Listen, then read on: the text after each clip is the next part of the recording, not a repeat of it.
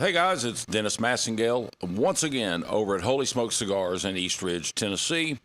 Our guest today is the lovely and talented, what's her name again? Never can tell.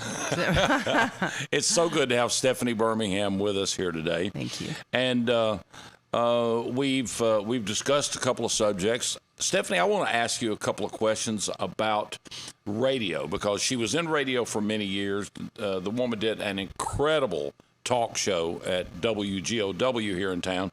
And my question is, I've been invited on television shows and radio programs to talk about events we have coming up and that kind of thing. And the TV stations and local radio have been very kind to us when we're doing something, especially if we're raising money for some kind of a charity. They invite us, and I go on and talk about it. I've also done some paid advertising in radio and television. And from your perspective, being a radio person, what is the difference? What return on investment should I see from paid advertisement as opposed to what I get when I'm invited on as public interest? Radio advertising and television advertising work by repetition. That's why when you do a commercial, you don't want to give your phone number or the address exactly where it is, because nobody's going to remember the phone number. They want to hear the name, the shtick. We're on, Ringo Road, right behind Wendy's. Yeah. That's what they want to hear.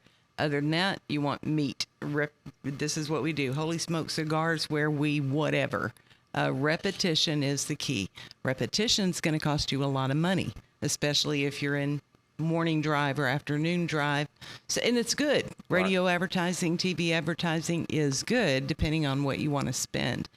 When you're invited on somebody's show, that's a totally different critter. It's breaking the monotony of what normally happens. You can get on there, have the personality, do what we're doing here. Talk about throw this in, throw that in, and make them like you, make them know you. A little bit more in-depth. The stories are great. People love them. So going on somebody's show is fantastic. Okay. And free. Okay. Yeah. Good. And that makes perfect sense to me. The only chink in the armor there that I see is you said that I'm supposed to make people like me. The minute I said it, I wanted to eat the word. I couldn't take it back. That really seems problematic. I should have said, hope they like you. Hope that they like you. Try to be nice. Just don't. No controversy. Maybe the next time I get invited on, I'll send you. You do that. You do that. Between the two of us, they'll pick the one they like the best. But, getting on there, as a matter of fact, I was talking to someone close to me who may not want me to say who he is or what he does, even though he owns the store. But anyway, about doing a podcast. Yeah. And when you're talking about old Nashville, like that liquor store, and his grandfather who ran it for 45, 50 years, who's still out kicking. Yeah. Everybody knows who he is. Get him on. Do a podcast. Tell the stories. People want to hear it. Yeah. What are you going to do? Talk about the distilling liquor for 30 minutes a day, 4 times a week. Right. That's ridiculous. Yeah. People want to hear, they want to hear a little fluff. They want to hear the stories. They want to hear the things that make it interesting, the things that make it funny, something they can either relate to or tell as a story later on. I say do it every chance that you get. And if you're doing your own podcast like you are, have a variety of people on that can break it up a little bit. Right. You look at sport talk shows, they talk sports, but not always. Right. They'll get off in a little something to make it a little more interesting. So this, I heard podcast until I just wanted to rip my hair out, until I realized they work. Yeah. It's a good idea. Yeah, good. Well, and I'm certainly glad you're here. Let's talk about a couple of stories. Right.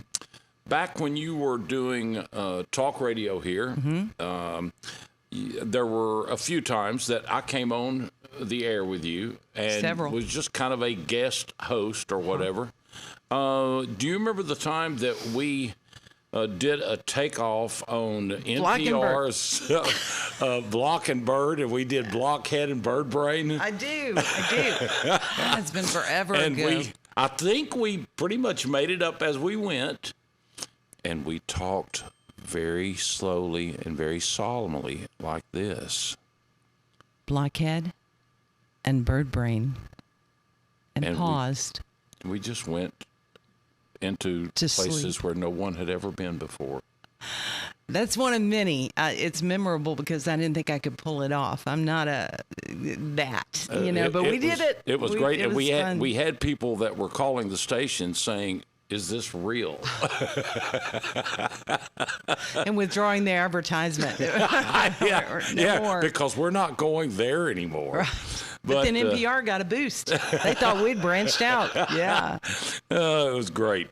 Well, I appreciate your input on what we can expect from paid advertising versus doing this kind of thing. Mm-hmm. And tell a story or two about your radio days, because I know you had some great times on the radio. I can't even. Trying to narrow it down, that's something I would have had to have thought about. Yeah. Things that just happened. I mean, there was one day that I did tend to get a little political, may have leaned a little to the right. It happened, and I was on vacation with my family. Kids were younger. Took a week vacation, and came back to an answering machine full, absolutely full, and the phone ringing. You got to get over there. I'm not going to name the guy who took over for me, and I'll tell you why later. But anyway, he had offended. I know who it is. Yeah, I know you do. I know you do. Had offended every listener to the point of death threats. No joke. I mean, they were going to be, we don't even know what's. Yeah, I thought, oh, geez. Sometimes it's really best not to go that nuts. But anyway, intentionally, and I get why he did it. Yeah. And I thought it was funny. Yeah. I also thought there were some serious people who really got their feelings hurt. I just got in the car and drove over there and took over and took him out of the studio, went in the studio myself, put on my music, and said, I'm back a day early to save his life. That's what I was doing. I think I saved his life. I remember. I'm sure you do. So the stories, there are some you really don't want to tell.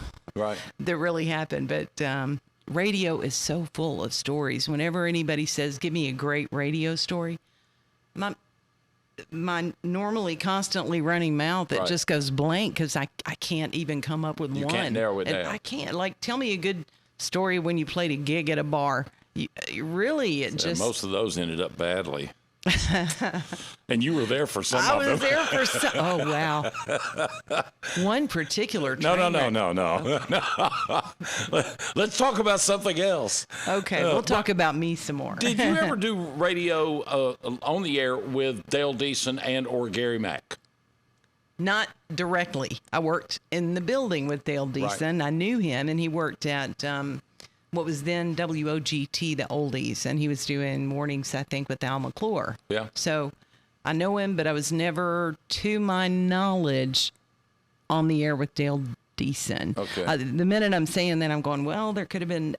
I don't think so. Right. Is the answer. Well, they're both great guys. Of course, we lost Gary just a few years ago, who, by the way, was actually late to his own funeral. He always said he would be. Really? He was really late to his own funeral. I think it's perfect. It was great. It was great. They literally rolled his coffin in about 5 minutes after the original speaker started talking. I think that's perfect. Was it planned? It was planned. Awesome. It was great. He planned it before he passed. Good for him. That sounds just like him. But Dale and Gary had a great morning show many years ago. In fact, I think they were probably the beginning of talk radio in Chattanooga. It was before talk radio was even a thing. And they were on early mornings, and they did the drive time stuff, and they played music, but they got to where they talked, and the conversation was great. And, of course, Dale always was – he was well known for all of his super planning, and Gary Mack was known for doing everything by the seat of his pants. Forget planning. No, there was no show prep. Right. He read the name and goes, I think I know this guy. Let's go ahead and talk about it. Or talk to him or whatever, but they were great together, and you were just absolutely perfect on the air, and I loved getting to do your show with you several times. We had a lot of fun, and that was one area where it was so highly political, but sometimes just break it up, get something else, get somebody to come in. And almost inevitably, I would bring in somebody who had nothing to do with any community politics or nothing. And then it would turn political anyway. Right. You and I did that a couple of times, but we were also able to avoid it. Right. Because we are such good friends and could just shift gears and go someplace else. Well, I think both of us actually kind of know where the line is, and we can go up to it without crossing it. Right. Some people cannot do that. Right. Talking about bringing different subjects to the table, obviously, we're not sitting here right now talking about cigars.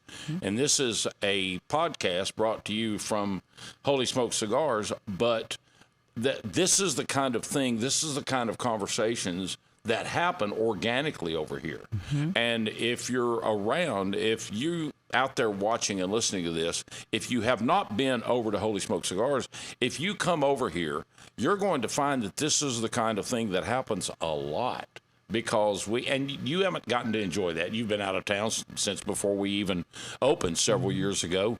But the conversations that go on at Holy Smoke they're widely varied, great different points of view, virtually never gets contentious. We will have even political discussion.